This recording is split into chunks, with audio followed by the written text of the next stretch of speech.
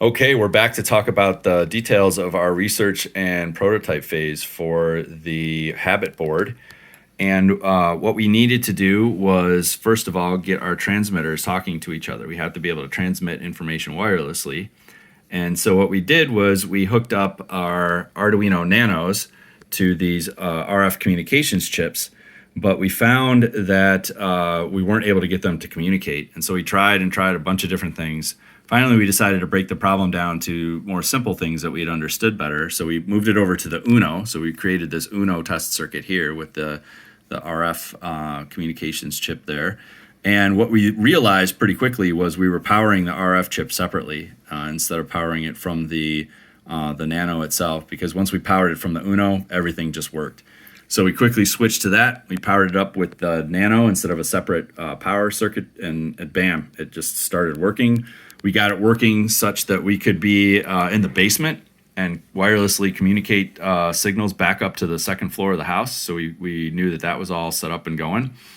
And we then created our circuit board that allowed us to have the Nano communicating with the RF chip remotely through battery power. And so what are some things that we learned here? Well, first of all, wireless communications is hard. Like I said, it took us 20 hours and a bunch of iteration just to be able to get the communication circuits working. Once we got that working, we then iterated a lot over the design of the transmitter itself.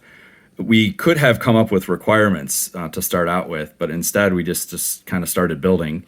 We realized pretty quickly, okay, we need to know when it's turned on, so we had to have a power LED. And then we needed to know when it was communicating. Okay, great. So now we need a transmission LED. And then we needed to know when the receiver was actually communicating that it got the signal from the transmitter successfully, so that we could close the loop on the acknowledgement of the communications. And so that was this third red LED. And so there's a bunch of circuits and wiring underneath the board here. You can see some resistors and stuff.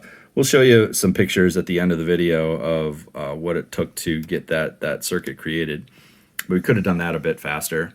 And then finally, we had just a lot of fun. Like we learned how to get different systems to communicate data, and including getting the Raspberry Pi to communicate with the Arduino Nanos. That was a pretty neat problem to solve. And getting the data displayed on the display too, that was pretty tricky as well.